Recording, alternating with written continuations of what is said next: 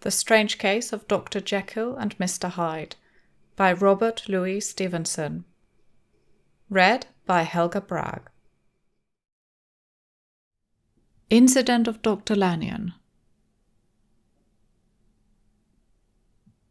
Time ran on. Thousands of pounds were offered in reward, for the death of Sir Danvers was resented as a public injury. But Mr. Hyde had disappeared out of the ken of the police as though he had never existed. Much of his past was unearthed indeed, and all disreputable. Tales came out of the man's cruelty, at once so callous and violent, of his vile life, of his strange associates, of the hatred that seemed to have surrounded his career, but of his present whereabouts not a whisper. From the time he had left the house in Soho on the morning of a murder, he was simply blotted out, and gradually, as time drew on, Mr. Utterson began to recover from the hotness of his alarm and to grow more at quiet with himself. The death of Sir Danvers was, to his way of thinking, more than paid for by the disappearance of Mr. Hyde. Now that evil influence had been withdrawn, a new life began for Dr. Jekyll. He came out of his seclusion, renewed relations with his friends, became once more their familiar guest and entertainer, and whilst he had always been known for charities, he was now no less distinguished for religion. He was busy, he was much in the open air, he did good. His face seemed to open and brighten, as if with an inward consciousness of service, and for more than 2 months the doctor was at peace. On the 8th of January, Utterson had dined at the doctor's with a small party. Lanyon had been there, and the face of the host had looked from one to the other as in the old days, when the trio were inseparable friends. On the 12th, and again on the 14th, the door was shut against the lawyer. The doctor was confined to the house, Paul said, and saw no one. On the 15th he tried again, and was again refused, and having now been used for the last 2 months to see his friend almost daily, he found this return of solitude to weigh upon his spirits. The 5th night he had in guest to dine with him, and the 6th he betook himself to Dr. Lanyon's. There at least he was not denied admittance, but when he came in, he was shocked at the change which had taken place in the doctor's appearance. He had his death warrant written legibly upon his face. The rosy man had grown pale, his flesh had fallen away, he was visibly bolder and older, and yet it was not so much these tokens of a swift physical decay that arrested the lawyer's notice, as a look in the eye and quality of manner that seemed to testify to some deep-seated terror of the mind.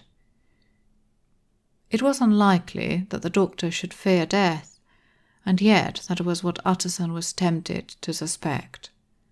Yes, he thought, he is a doctor, he must know his own state and that his days are counted, and the knowledge is more than he can bear. And yet, when Utterson remarked on his ill looks, it was with an air of great firmness that Lanyon declared himself a doomed man. "I have had a shock," he said, "and I shall never recover. It is a question of weeks. Well, life has been pleasant. I liked it. Yes, sir, I used to like it. I sometimes think, if we knew all, we should be more glad to get away." "Jekyll is ill too," observed Utterson. "Have you seen him?" But Lanyon's face changed, and he held up a trembling hand. "I wish to see or hear no more of Dr. Jekyll," he said in a loud, unsteady voice. "I am quite done with that person, and I beg that you will spare me any allusion to one whom I regard as dead." said Mr. Utterson, and then, after a considerable pause,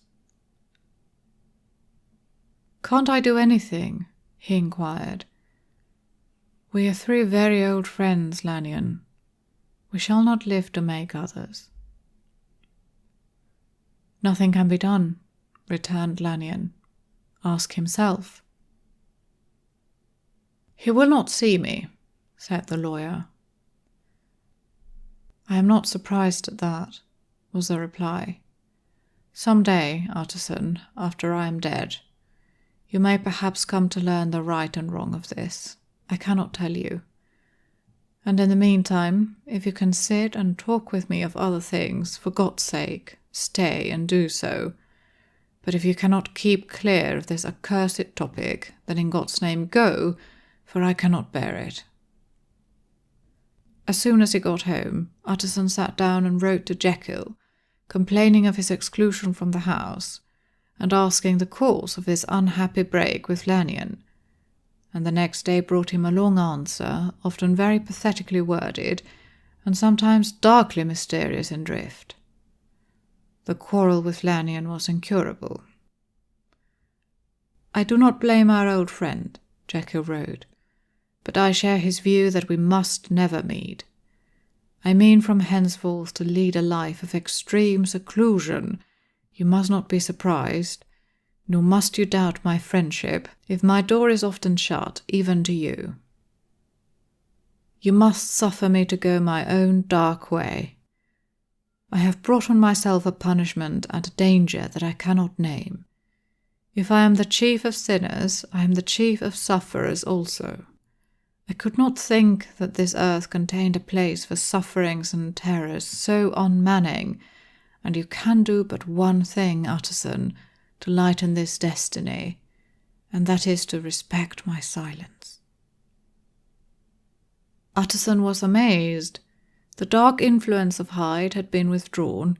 The doctor had returned to his old tasks and amities.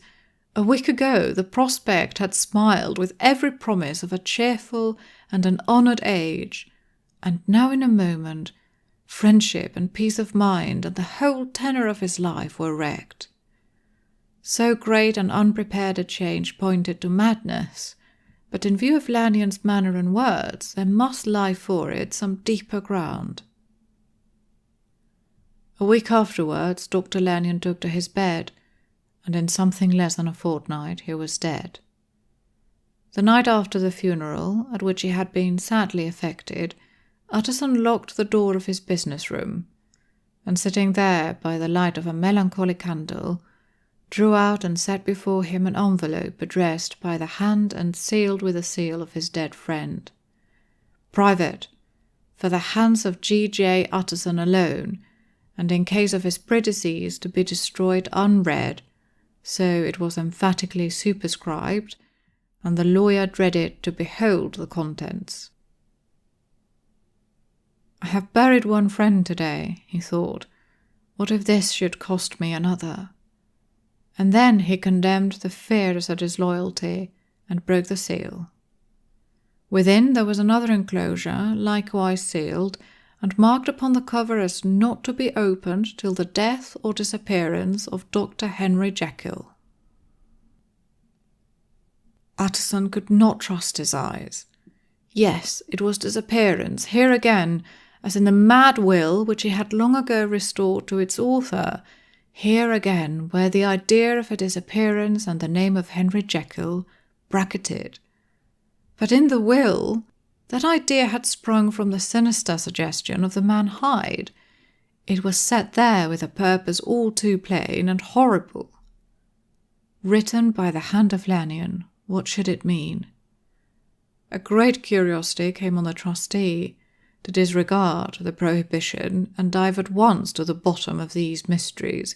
But professional honour and faith to his dead friend were stringent obligations, and the packet slept in the inmost corner of his private safe. It is one thing to mortify curiosity, another to conquer it, and it may be doubted if from that day forth Utterson desired the society of his surviving friend with the same eagerness. He thought of him kindly, but his thoughts were disquieted and fearful. He went to call indeed, but he was perhaps relieved to be denied admittance, Perhaps, in his heart, he preferred to speak with Poole upon the doorstep and surrounded by the air and sounds of the open city, rather than to be admitted into that house of voluntary bondage, and to sit and speak with its inscrutable recluse. Poole had, indeed, no very pleasant news to communicate. The doctor, it appeared, now more than ever confined himself to the cabinet over the laboratory, where he would sometimes even sleep. He was out of spirits, he had grown very silent, he did not read. It seemed as if he had something on his mind. Utterson became so used to the unvarying character of these reports that he fell off little by little in the frequency of his visits.